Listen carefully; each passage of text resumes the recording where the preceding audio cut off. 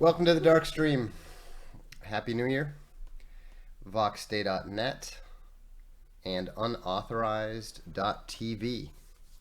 So this is the first stream of 2024. Seems a little odd to be saying that.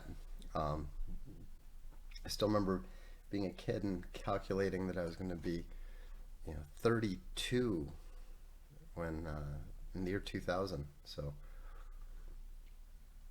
it seems crazy to be at this point. It still feels kind of like 2005, 2006 should be the right number. But anyhow, that's that's age for you. Anyhow, audio is good, video is good. Dave in Oakland wishes everyone Happy New Year.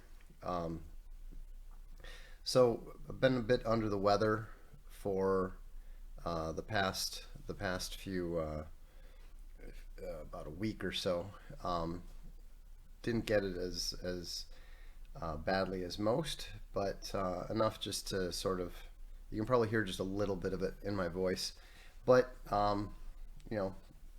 back at the weights, back recovered, and just about to get started on the little rehab program for the knee that I dinged at the end of last season. So we're all gearing up. Right now, I'm working on the cleaned up edition of A Sea of Skulls. I don't know if any of you have read it yet, but the general impression from the first couple reviews that have trickled in are pretty positive.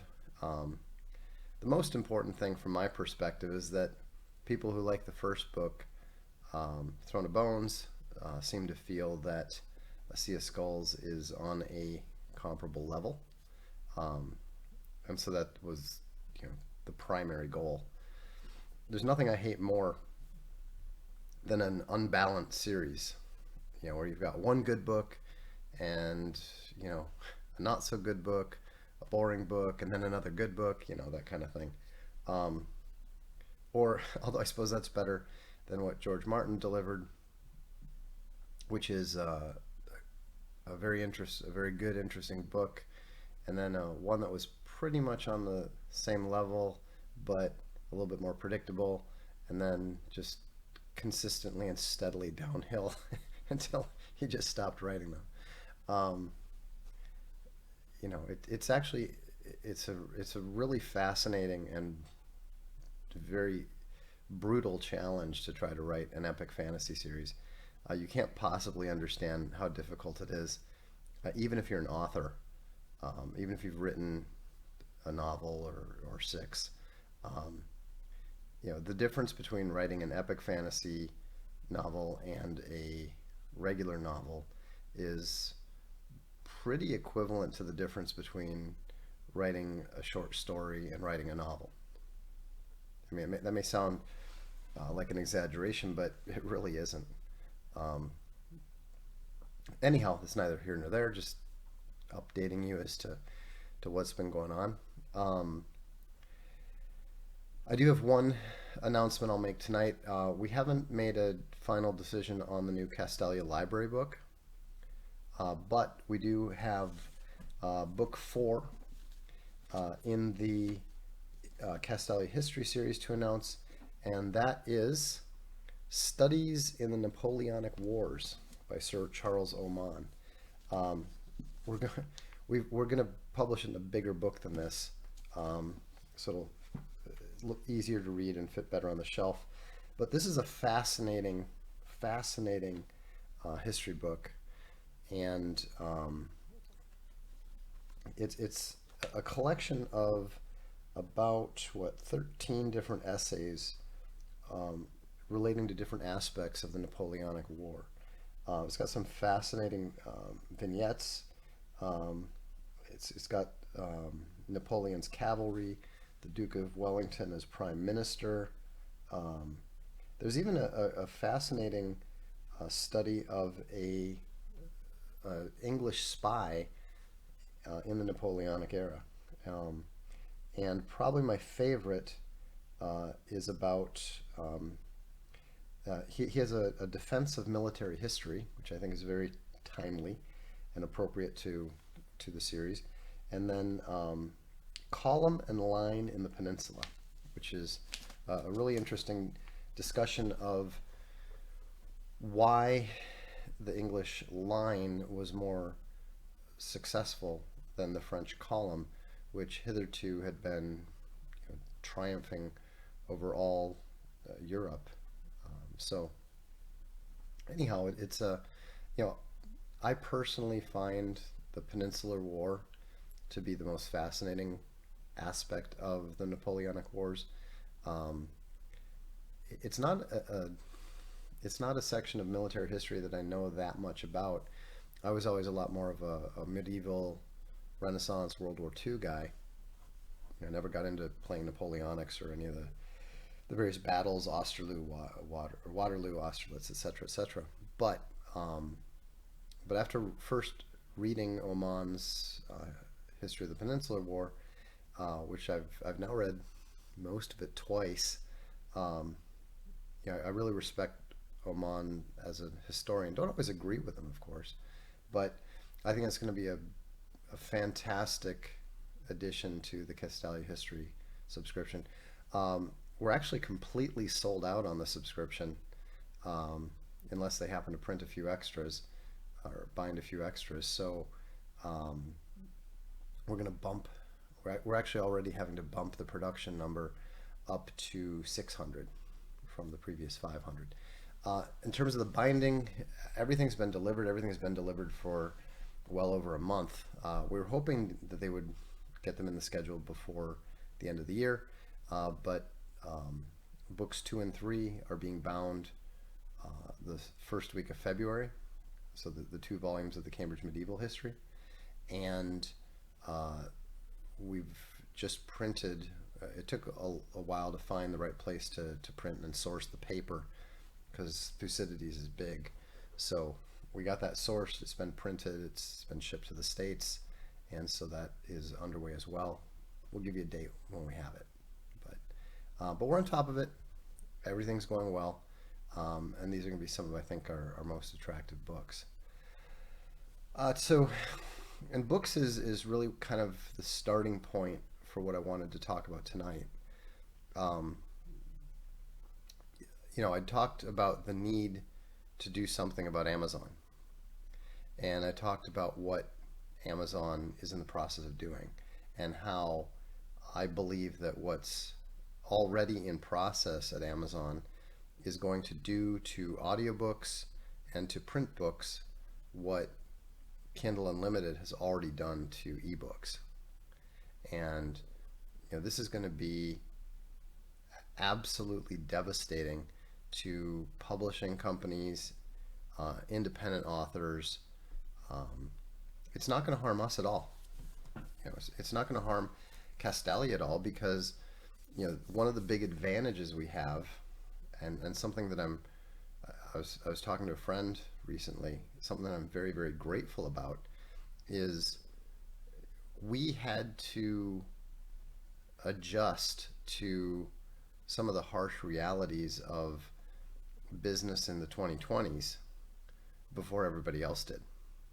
You know, there were actually people who were mocking us when we set up Unauthorized as a subscription service.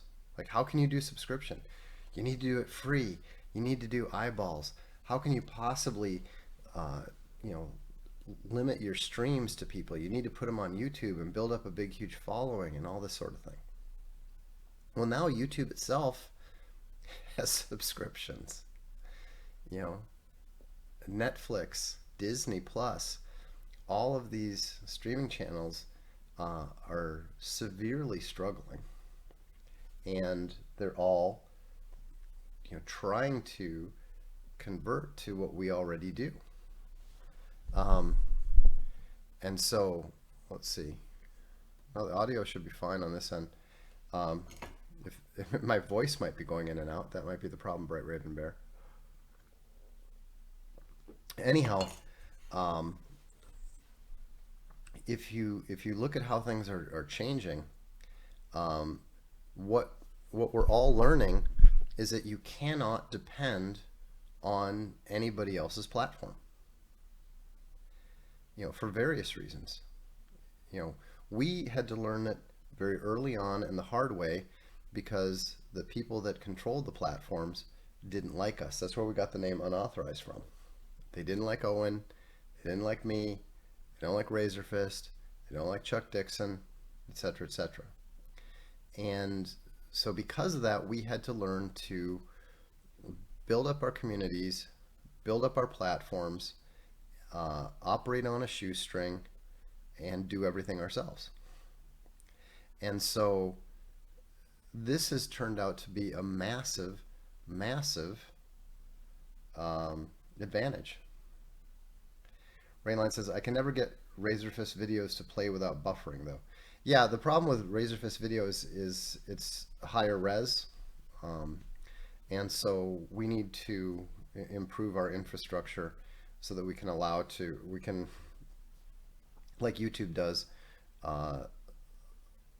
reduce the stream quality a little bit, so that it focuses on streaming smoothly. But we'll get there. I mean, we will get that done this year, just not in the next few months. So, Bright Raven Bear says, it's the rage causing the needle to skip. Drop Bear points out, just like you can't depend on other people's computers, right? You can't depend on the cloud. And Amazon Prime just announced ads. You're paying a subscription, and they're still making you watch ads. I mean, it's just like cable. When cable first came, was first introduced, HBO and all that, the big advantage of it was that it didn't have ads. You're paying a subscription, so you don't need to pay ads, or you don't need to watch ads. And sure enough, it wasn't long before. I mean, it took a few years, but I remember being kind of shocked when I saw my first ad on a cable station. I was like, can they do that? Like, why would they do that? They don't need to do that. They're already getting paid. But that's the reality. And so, thanks to you guys, thanks to the subscribers, we're able to do this. And, we haven't built it up as much as I would have liked to have built it up, but we have done a lot of stuff behind the scenes that makes it a lot more solid. So now we've got multiple sets of servers. We've got redundancy. If a server on one continent goes down, the other one picks it up seamlessly. So like right now, I think Owen's streaming right now. I'm streaming here. We can handle more traffic than a lot more than we need to at the moment, which is great. Now it'd be good for us to build up. We've been flat for about a year and a half, but we haven't really done anything to try to grow it either. So 2023 was really a year of stabilizing and reinforcing the infrastructure. Hopefully in the second half of this year, you're going to start seeing a lot more features, positive changes and so forth. but one of the things that makes it hard, one of the things that makes structural change in the way that things are needed very hard, is because the inertia of the public, the inertia of the book buyer, the inertia of the person who watches videos online is incredibly difficult to move. It's like trying to turn an oil tanker or an aircraft carrier. It's just very difficult to get people to adjust. One of the reasons we were able to get the community to react quickly in the beginning was because that was the only choice. We weren't given a choice. Owen gets kicked off of YouTube. We have to do something. I get kicked off Twitter. We have to do something. But what do you do when you don't have to do it? But you know you should because of stuff coming down the road. Well, here's the problem, and this is what I learned in spending the last month or so talking to people, talking to publishers, talking to authors, talking to printers, um, all of whom are definitely worried about the consequences of what Amazon is doing. And what Amazon is doing is reducing the audiobook and reducing the printed book to the lowest possible quality, to the absolutely cheapest level, in order to switch it to a subscription model. Now, they already have the subscription model in place for audio. They already have obviously the subscription model in place on ebooks. They don't really have it on print books yet, but I believe that's going to happen. And for those of you who are younger who don't believe that it's possible, I've got two words for you. Actually, just to be more clear, I'll say four words. Science Fiction Book Club. I used to belong to the Science Fiction Book Club. It wasn't about a book club in the sense of discussing books. It was a book club in the sense of you subscribe to the Science Fiction Book Club. They would just send you books and you could send them back right away, or you kept them and then they billed you for them. And so every month they'd have a little catalog come out and they would tell you about what the books were. And when you subscribed, you were allowed to choose, like, you can choose 5 books or something like that. And they had good books. I still have some of the Science Fiction Book Club books that I have, or that I bought back when I was in like high school. And the quality was very low. They did sell hardcovers, but they had paper that was just slightly thicker than that of a Bible. And you had to be careful with the dust wrappers because they would tear very, very easily. In fact, most of the book club books that I still have, the dust wrappers are long gone. But the point is that what I'm suggesting that Amazon's going to do, call it Paperbacks Unlimited or Books Unlimited or whatever they end up calling it, it's going to be based on that whole we will send you books, you will pay us monthly, and that's what you'll read. And you might say, well, who on earth is going to sign up for that? And the answer is the exact same type of people who sign up for Kindle Unlimited. You'll still, quote unquote, be able to buy whatever you want, but the reality is that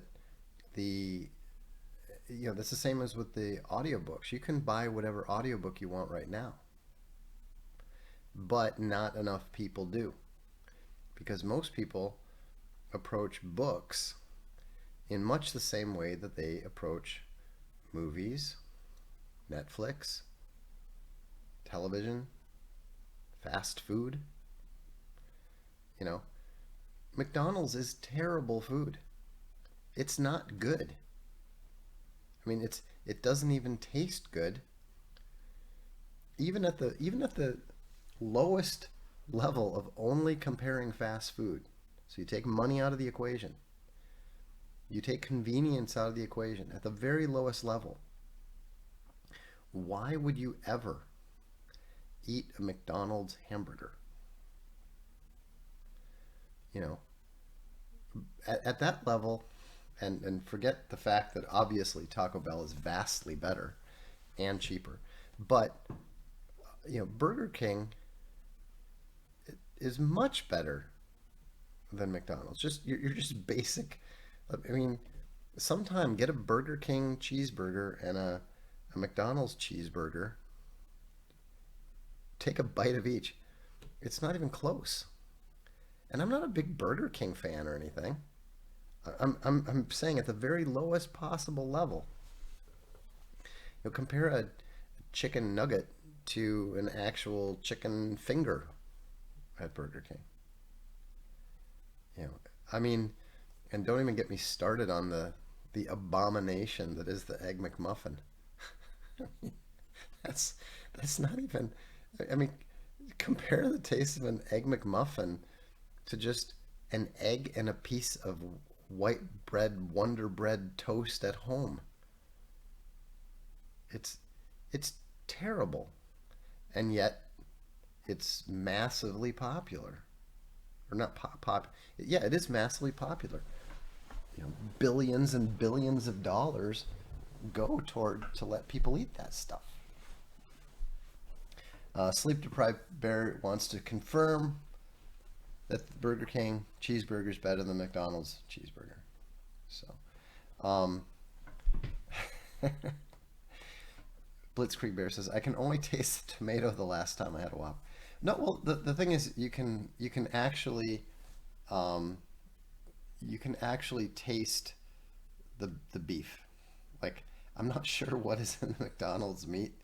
Um, I mean, I'm assuming it's a beef basically, but um, it's kind of like when we first moved to Europe, the you dreaded the idea of being stuck having a burger here because they put like spices and stuff in the meat, and it was just so bad. I mean, like we're talking school lunch hamburgers. No, we're talking worse than school lunch hamburgers in the 80s. I'm with Verita. He says the fillet of fish will always be the greatest of all time. I do like the fillet of fish. I do like the fillet of fish. I don't like the cheese and the tartar sauce. This may sound a little strange, but uh, I like my fillet of fish with nothing on it. Yeah, Five Guys, Culver's. mm. Um, but again, I'm not saying I'm not saying Burger King is good. I'm saying that I'm going to the lowest possible level of comparison to point out just how bad it is, and yet how many people are content with that. You know, me personally, if I'm going to have a hamburger, then what I want is I want uh, a a local cow, you know, grown by a farmer. The meat's fresh and ground up and grilled on a grill.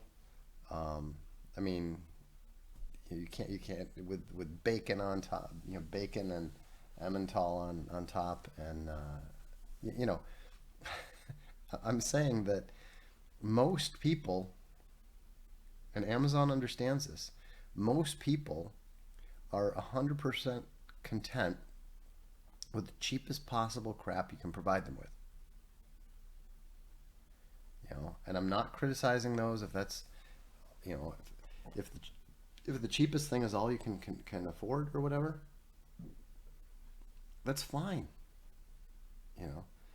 But what I'm saying is that for the average individual out there, probably the cheapest possible crap is good enough for around 80% of the population. That's why travel sucks, you know. Um, it's just the way that it works. I mean, look at everything from look at massive multiplayer online games.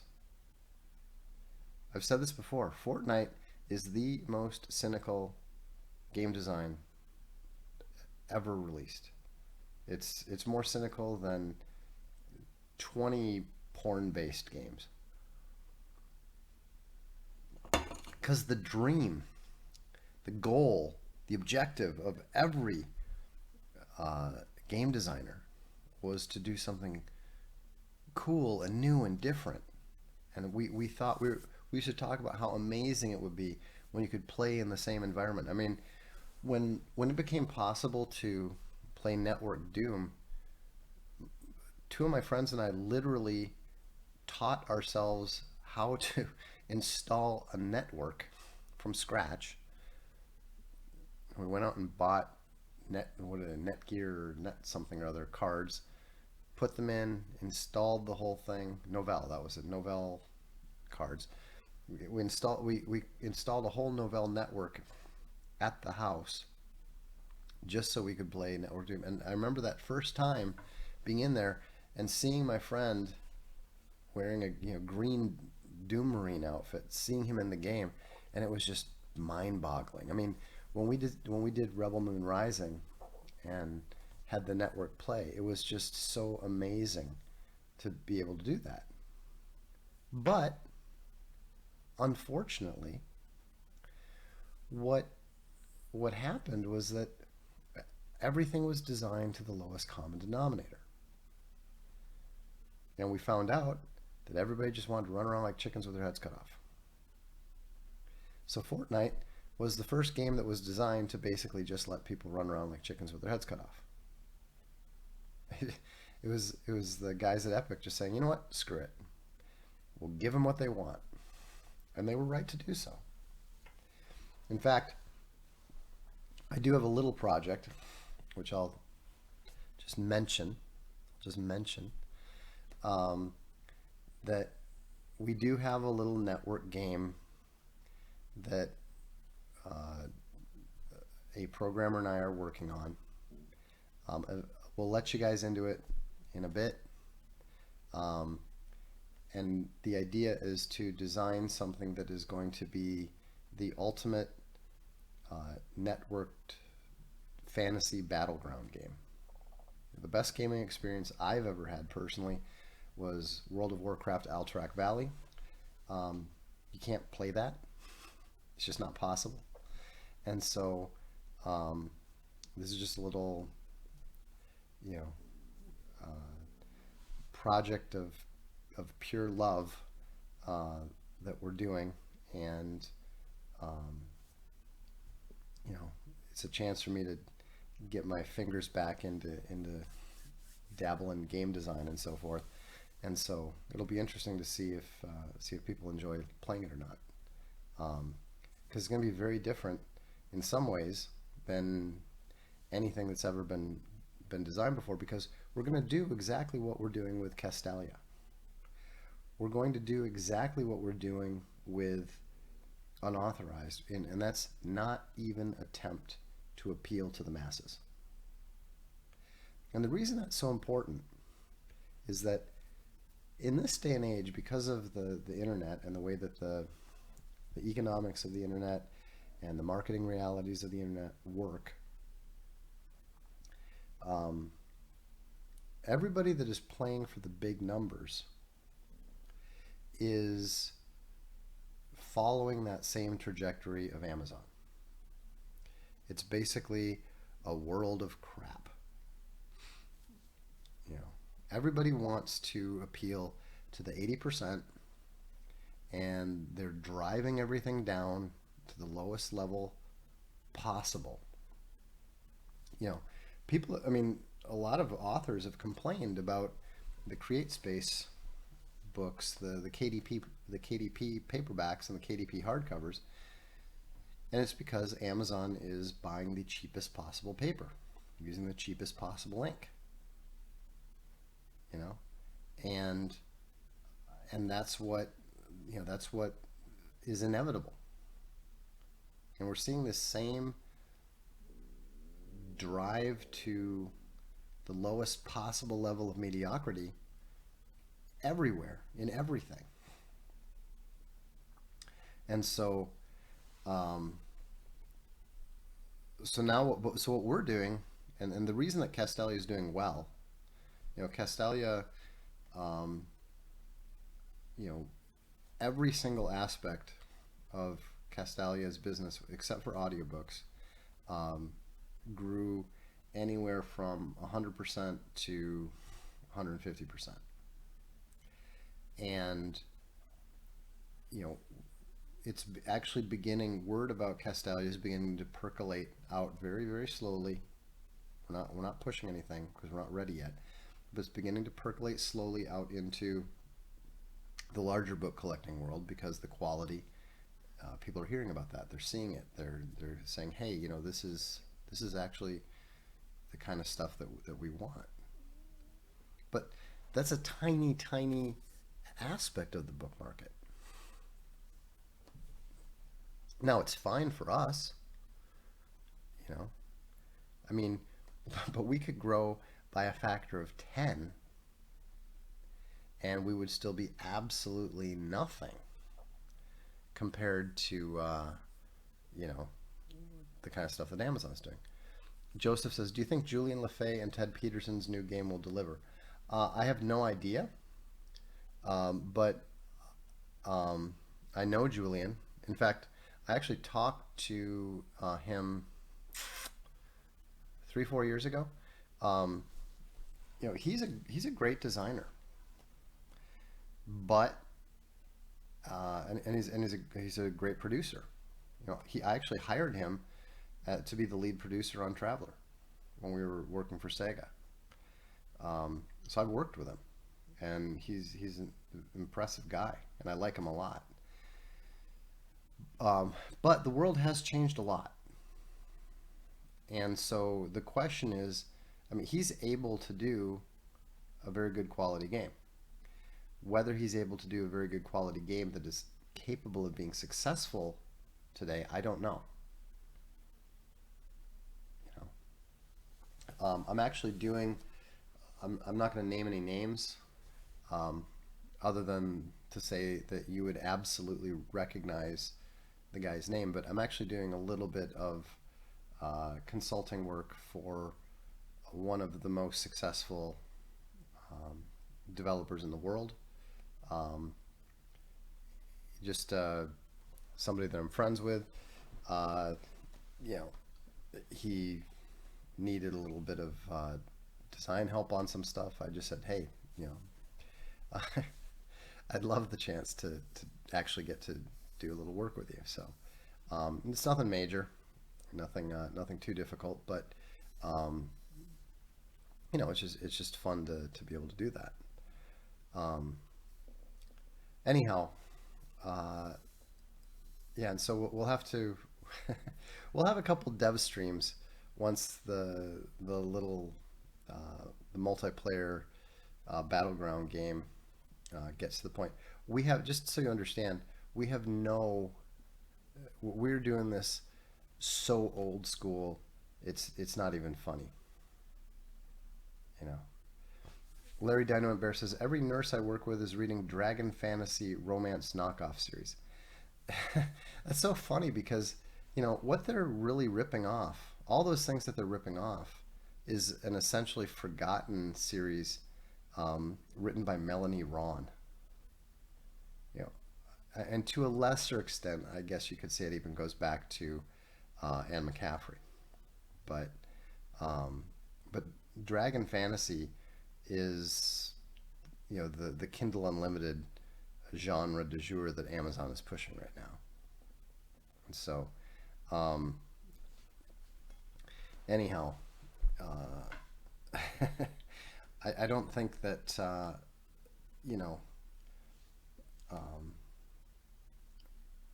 I mean, good for them. It's better than the what do they call it? There's like a harem fantasy thing that was going around about 5 years ago, maybe 4 years ago.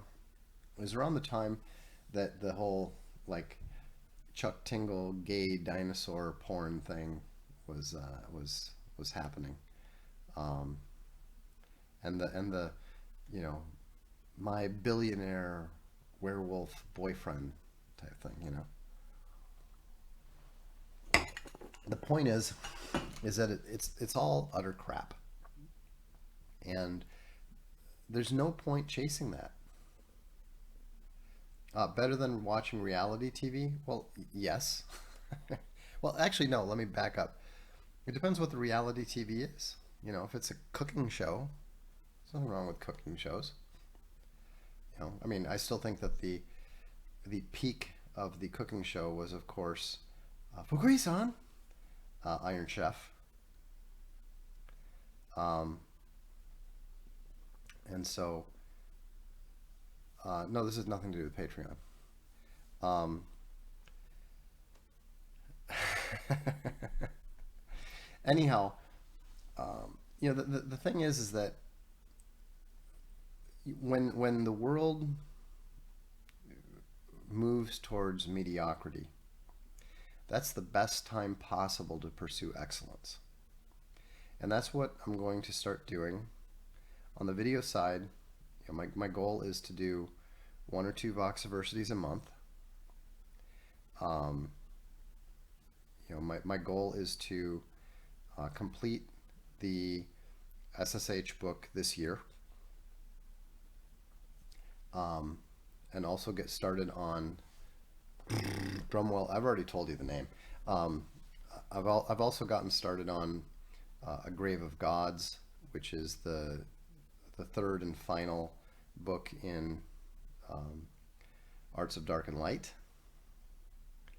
And I'm not going to finish that this year, obviously, but it's going to be,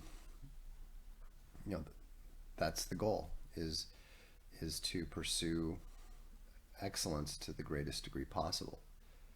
Castalia history, I can tell you right now, we're already upping our game. You haven't even seen the first Castalia history book yet, and we've got 2 major series that we've already agreed to terms with the publishers. We don't have the contracts yet, which is the only reason I haven't announced them. But we've got an excellent fiction series, and we've got an excellent history series from major names that you will recognize, that might even surprise you. And what we're seeking to do, from order processing to shipping to tech support, etc., etc., what we're seeking to do is we're seeking to elevate our game across the board. I know we've been terrible at a lot of things. We're still bad at certain elements, both here on Unauthorized, on Archaven in particular is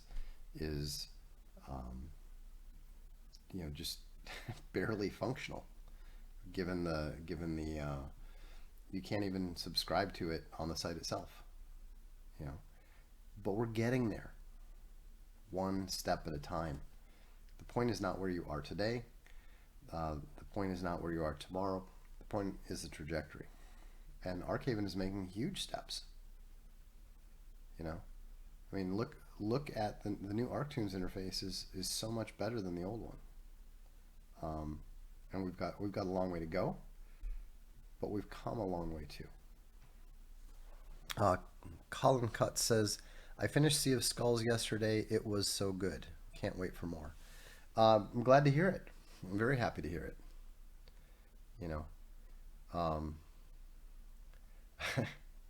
I'm old enough and I'm jaded enough that, I genuinely don't care about praise and compliments and that sort of thing at all anymore. I never cared that much about it, to be fair, or to be honest. But when you come in for as much criticism as I do and as I have for the past 23 years, I started writing political stuff in 2001, and that's really when I started coming in for criticism that didn't really tend to have anything to do with me. I don't like the opinion of some random guy on the internet I don't like, so I'm going to say terrible things about him. I mean, or we're going to put together a campaign and send him death threats, or we're going to try to deplatform him, blah, blah, blah, blah, blah. I mean, you can only take so much of that before it either breaks you and you quit, or you just, you know, totally cease to care about it. It's always kind of funny. I was talking to somebody who had come in for an amount of criticism in his industry, and he said, um, you know, I'm coming in for some criticism, and it really bothers me. How can you, you know, I just don't understand how you can take it the way that you do. I was like, take what? He's like, well, I mean, you get criticized, right? I said, oh yeah, all the time. I said, I honestly don't even notice it now. Like it would feel strange if people weren't. You know, I mean, when I meet people, when I'm working with new people on new projects and that sort of thing, I was like, oh, by the way, um, look me up on Wikipedia, Google a bit. You'll hear all kinds of awful things, and they're like, okay. I'm like, I'm like, you know, most of it's not true. Some of it is. Um, if it's a problem, let me know. If it's a problem for you, let me know. I don't care at all, so don't worry about it. And it's never a problem anymore. Um, Mostly because you know it it gets a little strange when people are like, and he said this one thing about this one person you've never heard of 19 years ago. Like, what the hell, you know? Anyhow, and plus, the way that cancel culture is so much bigger now and better known now and absurd now that people just don't take it as seriously as they used to. You um, when you can get in trouble for saying, when you can supposedly get in trouble for saying a woman is not a man. I mean, who cares? You know. Um, and plus, there's a certain freedom when when you, when you know that people are going to freak out because you say things like Russia is going to win the war in Ukraine, or um, hey, maybe it's a bad idea to let a million African teenagers loose on the streets of Germany. Um, I mean, it's the power of the magical word is rapidly going away. You know, it wouldn't surprise me if in 5 years, and here's another thing that people can get outraged about if they want. In 5 years, people are going to be more horrified by the Gaza cost than they are by the Holocaust. You know, nobody except for uh, boomers, churchians, and uh, a few Jewish and Jewish adjacent people actually give a flying fuck about what happened in Eastern Europe 70 some years ago. But they care a lot more about what happened in Gaza last weekend. You know, um, shaming you for telling the truth, horrible feminine tactic to silence you. Well, the thing is that it doesn't work very well. As long as you actually tell the truth, you know, as long as you speak the truth reliably, eventually events are going to prove you right. You know, think about how retarded and think about how unprofessional all those American military talking heads look when they're like, well, I think Ukraine is going to surprise everyone with their big offensive that's going to go all the way to Moscow and cause Putin to lose power. They always say the same stupid shit. And the fact that you have a memory, the fact that you can remember the last time people were saying the same people were saying the same stupid stuff, then um, you know, you have a leg up on everybody else who either doesn't have the memory or just wasn't around, you know? And so, um, people don't like to hear the truth. I'm not saying that I'm always correct, obviously not, but I'm a lot more correct a lot more often than the mainstream media for the very simple reason that I don't, I'm not being paid to lie. When you're being paid to lie, you're going to be proven wrong relatively soon. I remember Priyanix says favorite 70s sci-fi book club book was the Hugo Winners Volumes 1 and 2. Hardback printed on non-archival acid paper with completely ragged foredge. I actually have those books. That book. Um, I mean, I know exactly which book you're talking about. It's I have it upstairs in the bedroom. Um, Good book. Good book. And it's actually really kind of painful to. Can you imagine? I mean, any nobody reads the Hugo winners anymore. What's the point?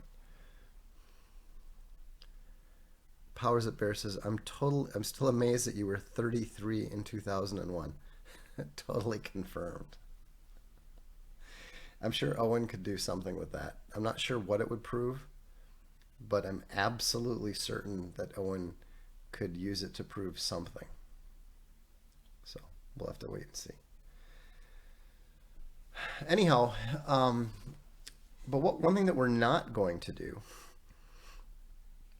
one thing that we're definitely not going to do this year is we're not going to um, try to build that refuge from Amazon this year.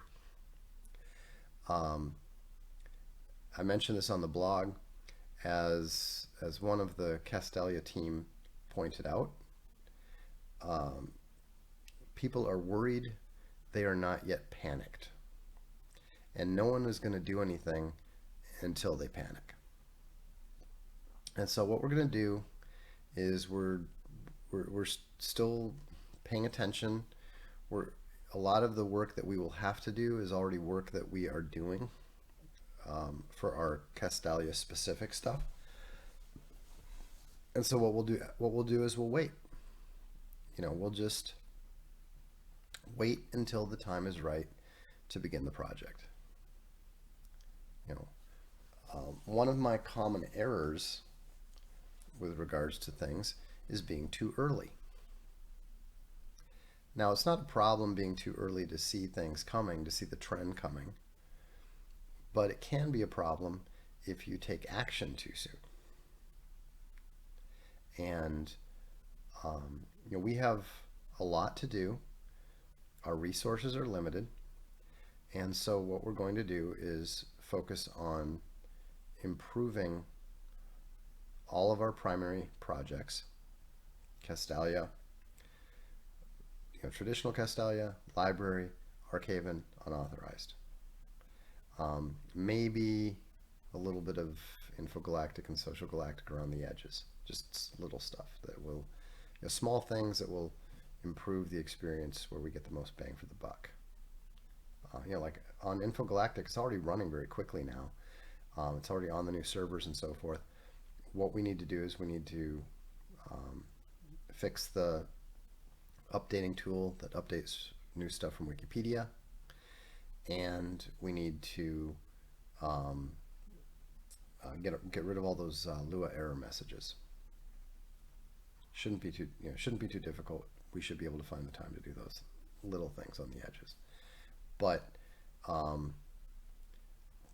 the main thing is just the main task for this year is going to be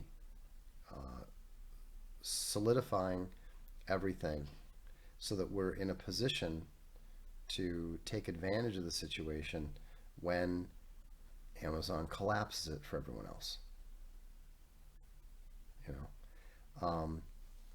On unauthorized, we need to start looking at some other ways to bring in new content. I'm actually working on that, believe it or not. Um, we're working with a soccer team, and we're doing a book project for them. And we might actually start bringing in some, uh, we might be able to start bringing in some, uh, low level soccer stuff that might be interesting for you know, 100, maybe 200 people here will be interested in watching it. Um, just that'll just be the first step to bringing in some new content that people might enjoy. The goal is uh, to gradually build this up the way that we've built up Castalia Library, and so forth. It's a little trickier when it comes to video, just because of all of the various parties involved in producing stuff and so forth. But we might be able to find a way. So um, so there's a lot of stuff that's going on. These kind of changes are difficult, but we're very, very fortunate that, number one, we have a strong community. You know, I mean, I know it's common for people to go, and you guys are the best and all this kind of stuff, but you guys literally are one of the best and strongest communities on the internet. People, people from outside, whether it's media, whether it's people who, um, you know, people who have their own communities and that sort of thing, um, from the game development world, from the writing world, you know, they always ask me, like, how do you do it? How do you do it? And my answer is always the same. Uh, it doesn't have anything to do with me per se. It the strength of the community is the community, not the one guy who it happened to originally be set up around. It's not the case anymore. Speaking of which, uh, there is a John Delarose, Mr. Fandom Pulse himself. Um, he just showed up on the unauthorized chat. How you doing, John? Good to see you. Um, but um, we're able to do these things because you guys have skin in the game. You put your money where your mouth is. You support what you love. You support what you like. And you don't waste all your time and energy and resources on the people that hate you. I mean, for me, it's very confusing that people do that, that most people do that, and they do it regularly. John says, agreed, this community just has the best people. It's very different. Well, the thing is, and this may sound strange coming from someone who is as famously arrogant as I am, but the thing is that there's not a lot of ego involved here. Plenty of arrogance, probably too much pride, but not so much ego. Maybe that's partly because we don't have a proper alpha involved. Um, but people have been predicting problems and a breakup and conflict and all this between Owen and me for years. We've never had any. John, speaking of John Delarose, John is considered to be highly contentious and has problems with everybody, according to the WorldCon people. We've literally never had an argument, John and I. Razor Fist is one of the most prickly personas on the internet. We've had occasional problems to work through that were mostly mostly the fault of me and the Castelia team just not getting stuff done the way that we needed to in time for him. But we had no problem working them out. No, I mean, we've got some new projects coming out with Razorfist that are going to be awesome. You know, you notice I don't mention Chuck Dixon because Chuck is just the legend is just a great guy, and he's super easy to get along with, and Space Bunny almost always knows when I'm talking to the legend and tells me to say hi to him, mostly because we're laughing so much. I mean, you don't work with the legend. You just have a good time going along for the ride. But Larry Dynamite Bear wants to know, what is the greatest music video of all time?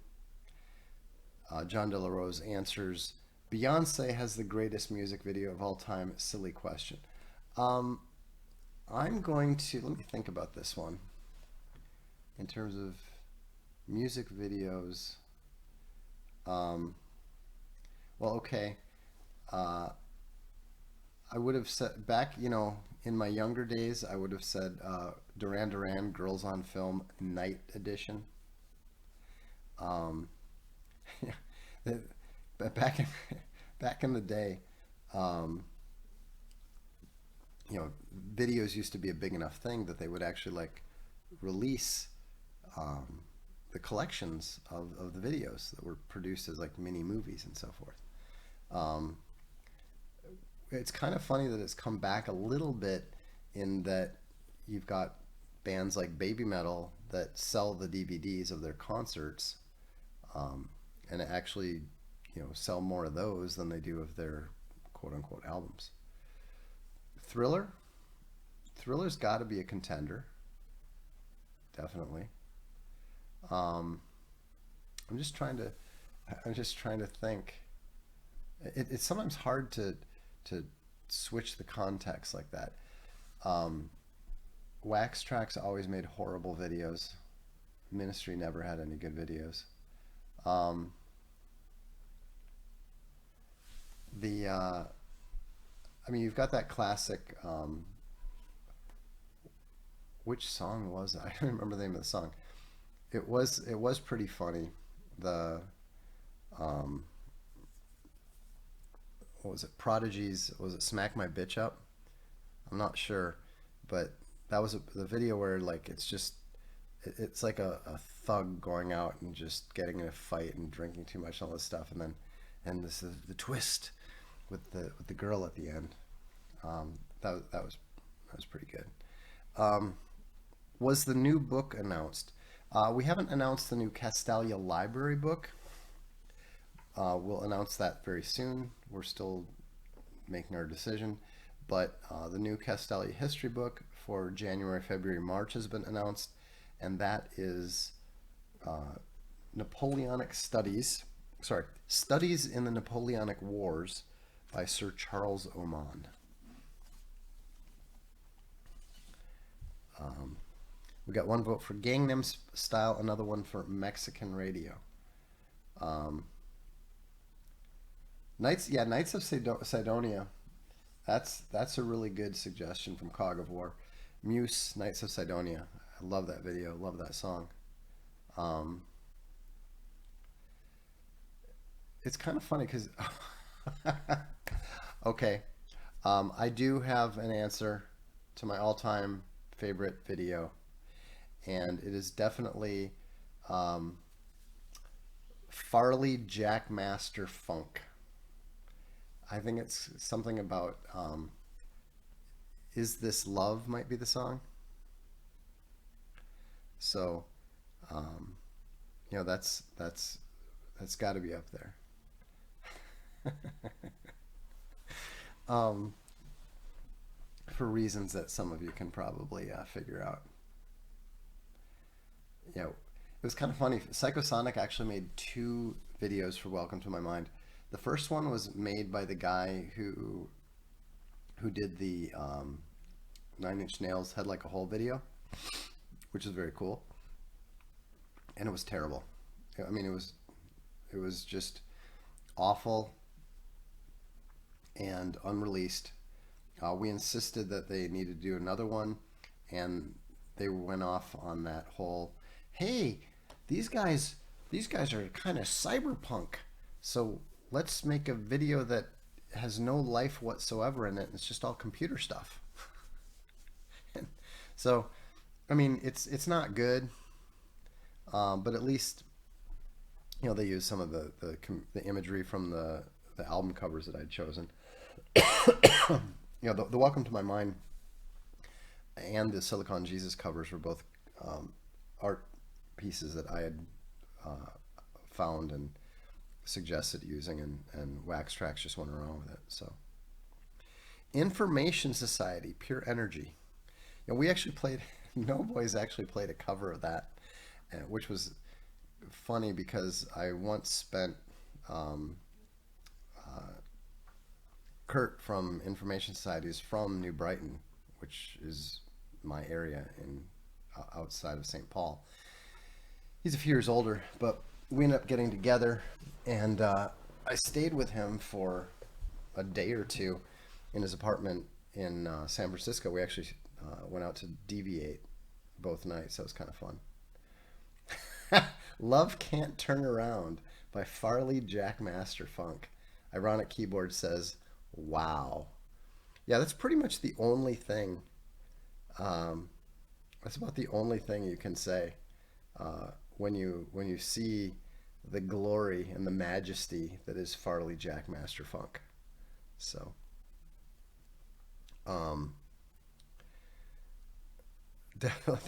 actually, in terms of like, let me see here. I really do like the end of the Save a Prayer video by Duran Duran.